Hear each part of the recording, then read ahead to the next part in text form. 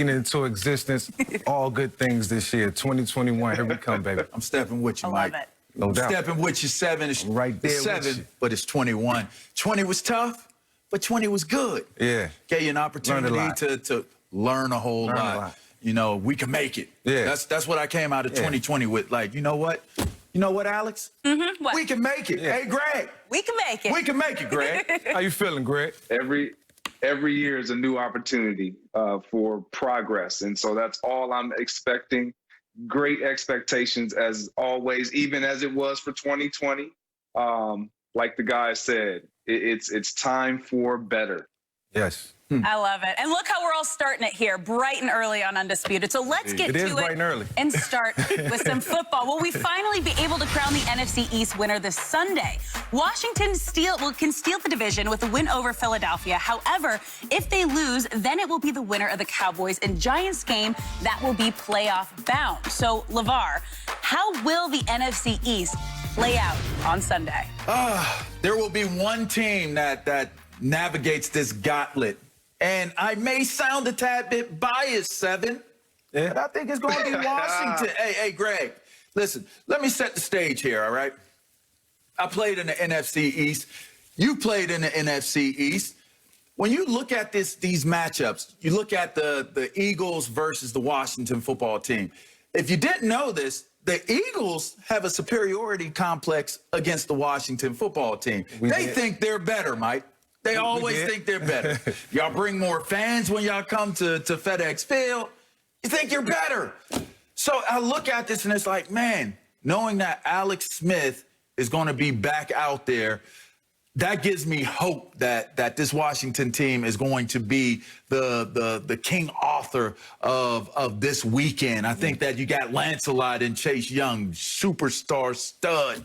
But then you go over into Dallas and with the Giants, they have superiority complexes towards both of each other, right? Right. Giants think they're better than Dallas. Dallas thinks they're better than the Giants. So it's going to be an awesome matchup. You're talking about the city of brotherly love versus Chocolate City, the Big D versus the Big Blue. It's going to be an awesome weekend of games because it's all NFC East that determines who's going to make it to the playoffs. But I think Washington wins it. You know what? I'm excited because, this division was called the NFC least all season long. And it was for the most part. But then you get guys emerging, like Alex Smith for the Washington football team. And I think he stepped up tremendously. It was what they needed with Coach Ron Rivera. I do think the Cowboys beat the Giants this week, but I think to no avail. I think it's just too late. The Cowboys did turn up late, but as of right now, all signs showing that Alex Smith coming to play.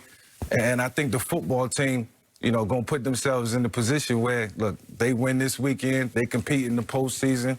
I like where they at. So it's a storybook ending for Ron Rivera. It's a storybook ending for the football team, man, and it couldn't have ended a better way. But what the Dallas Cowboys got to learn, next year, 2021, you got to start a little faster. And I got to give props to Mike McCarthy because he galvanized the team. They hung in there. They put forth their best effort. It was just a little too late. So, as of right now, I like where they sit. They beat the Giants. They go into 2021 with some good feeling. With some enthusiasm and something to feel good about. But the Washington football team, they'll take the next step. They'll take the next level. Gee. I mean, you guys have just completely handed it over to the Washington football team. I knew LeVar was going to do it. Oh, but come on. I played for the Giants, too, though. No, come on now. We know where your allegiance really rests. It rests with the Washington football team. However, I do agree with you guys. I think we all can agree on this. And for me, it goes a little deeper. When you look at this team without Alex Smith, they're just not that good.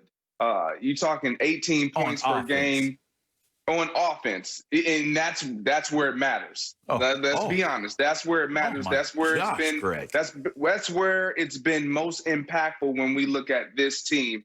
Alex Smith has this team when he does play at about 26, 27 points per game, and then over 325 yards per game. And without him, they're bottom tier in almost every statistical category. And you just can't win football games like that. and he also brings just a calm. He understands what Ron Rivera is trying to get done. When you look at that position across the league, you have to have stability. And what Alex Smith brings to the Washington football team is just that. Now, the Dallas Cowboys, I believe they do have a chance because, like I said, the Washington football team, they've shown resilience all year, and that's all they have to do is be resilient. Again, one more week and they're in. But if they slip up, the Dallas Cowboys are right there, and I really like this team offensively. They've been doing some things good defensively, but offensively, they've found their rhythm. They've gotten the ball to their playmakers, averaging 36 points a game over their winning streak, their last 3 games, and only allowing 19 points on defense, which has been really good when you look at what they weren't able to do defensively all year long. And Vic, you talked about it. It's been a great job by Mike McCarthy. And far too often we jump on these head coaches as well as players as far as their chemistry and what they're not able to do with so little time in a year one. Like, it's year one and they've been afforded less time with one another in person and on the field. So I think he's done a really good job of really tying the knot to so to speak, to where they have an opportunity that we're talking about them right now. You know what's interesting about Washington and their scenario? When I was there, and even in years past, there's always confusion that seems to deteriorate the season. Looking at the Dwayne Haskins releasing this past week, and looking at how he handled things and the position he puts himself in, Ron Rivera bodied him. Yeah. First round draft pick gets bodied. Like, take it on in. Yeah. Turn the book in.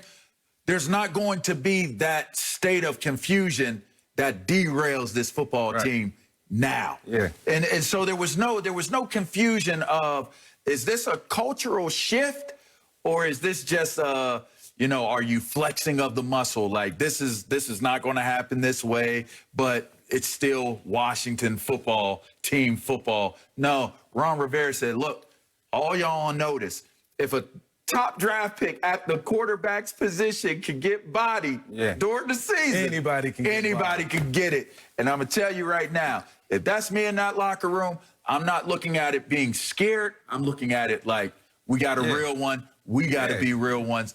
And I think that that's going to be the catalyst for them moving forward. Yeah, you got to accept that. And I think for Ron Rivera, he's a guy who's a genuine leader. And when he walks into the locker room and every word he says, it sounds off throughout that locker room. And, when you got a guy like Alex Smith and Ron Rivera paired together, you get the best of both worlds. You got that total leadership right there at your disposal. So this is what the Washington football team needed. They had a lot of turmoil last year, a lot of turmoil coming into this season.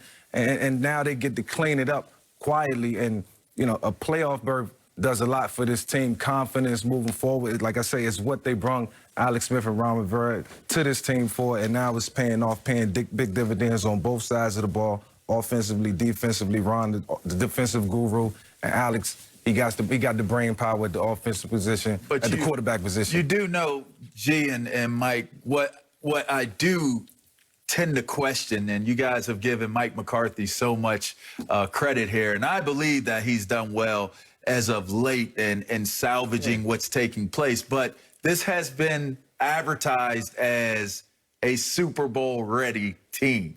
And looking at this Dallas team, if they miss the playoffs because of another team, if they miss them, then now doesn't the conversation to you become, where do you go? How do you justify what took place this season when all of the discussion points were surrounding this Dallas team being a Super Bowl ready team? Yeah, Dallas coming to the season every year as the favorites to win the NFC East and to possibly compete for the Super Bowl.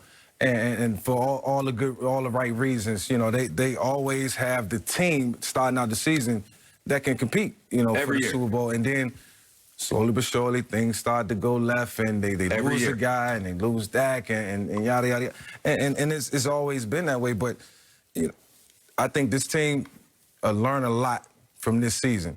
Going into next season, they got to look at all the flaws, all the mistakes. And I'll say it again, Mike McCarthy did a great job with this team. Kellen Moore called the plays. It was a lot of variables, a lot of things that he had to deal with, and I can understand that from a head coach perspective, him just saying, all right, we're going to do it y'all way this year. Next year, we're going to do it my way. So, I mean, I think they got some good things coming their way.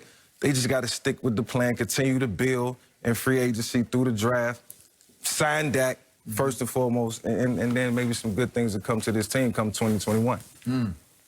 For me, that's where it starts, and that's where it always has been. The focus point is Dak Prescott. Them, in my opinion, not making him their guy, only talking about it, telling all of us